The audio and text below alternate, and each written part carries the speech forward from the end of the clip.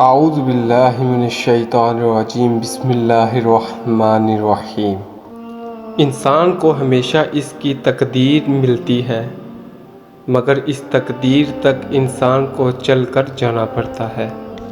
قانون بگڑے ہوئے افراد کے لیے ہوتا ہے، بگڑی ہوئی قوم کے لیے نہیں۔ بگڑی ہوئی قوم کی اصلاح صرف دعوت و تربیت سے ہوتی ہے۔ جن انسانوں کی انا بہت مضبوط ہوتی ہے، ان کی شخصیت اکثر بہت کمزور رہ جاتی ہے۔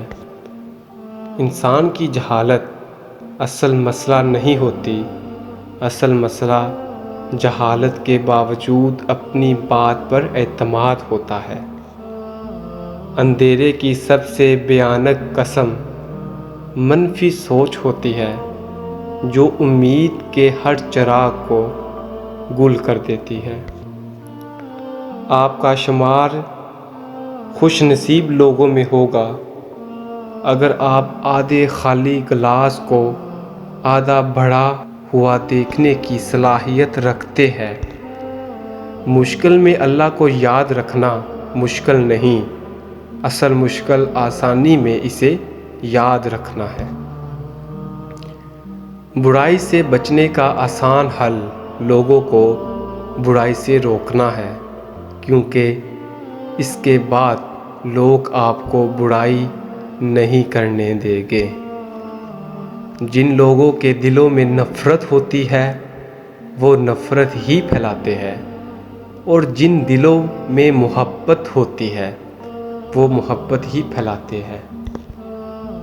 جتنی ذہانت کسی کی بات کا جواب دینے کے لیے ضروری ہے، اس سے کہیں زیادہ ذہانت اس کی بات کو سمجھنے کے لیے ضروری ہے۔ انسان کو دنیا میں اپنی جنت بنانے کے لیے بھیجا گیا ہے، مگر انسان دنیا ہی کو اپنی جنت بنانے میں مگن رہتا ہے۔